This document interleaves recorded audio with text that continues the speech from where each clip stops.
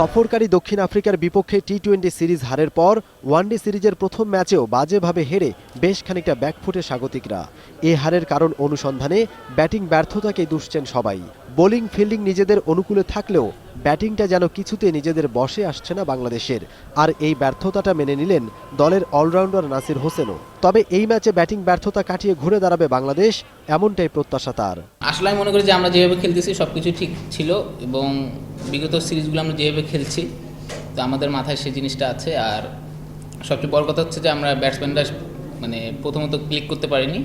So আমরা যদি ব্যাটসম্যানরা যদি রান করতে পারি তাহলে মনে হয় না কোনো সমস্যা হবে। এদিকে বাংলাদেশের বিপক্ষে একের পর এক দারুণ জয় পেলেও তাদের হালকা করে দেখছেন না এই প্রোটিয়া ব্যাটসম্যান। পাকিস্তান ভারতের মতো দলের বিপক্ষে সিরিজ জিতেছে বাংলাদেশ। এই ম্যাচে ঘুরে দাঁড়ানোর সক্ষমতা রয়েছে তাদের, তাই আমাদের সেরাটা দিয়েই এই ম্যাচে জিততে হবে।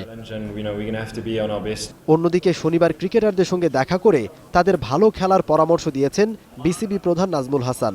টিম নিয়ে স্বল্প সময়ের আলোচনায় বসেছেন টেকনিক্যাল কমিটির সঙ্গেও। যে সমস্ত জায়গায় দেখেছি যে কিছু গা ছাড়া ভাব আছে বা কনসেন্ট্রেশন ডাইভার্সনের ব্যাপার আছে, ওগুলো আমি স্পেসিফিক পয়েন্ট আউট করে বলে দিয়েছি। অ্যান্ড ফাইনালি যে টিম কম্বিনেশনে যে চেঞ্জ কি আসা দরকার কি না দরকার, মানুষ কি বললো, টেকনিক্যাল কমিটি কি বললো, আমি কি ভাবলাম, ক্যাপ্টেন কোচ সবাই মতামত নিয়ে আমরা একটা কনসেনসাসে এসেছি। 10 জন ঠিক হয়ে গেছে, খালি একটা প্লেয়ার বাকি আছে। 3 জনের যে কোনো একজন ওই 11 নম্বর ফিল আপ করবে। মমিন রোহন, 21 টেলিভিশন, ঢাকা।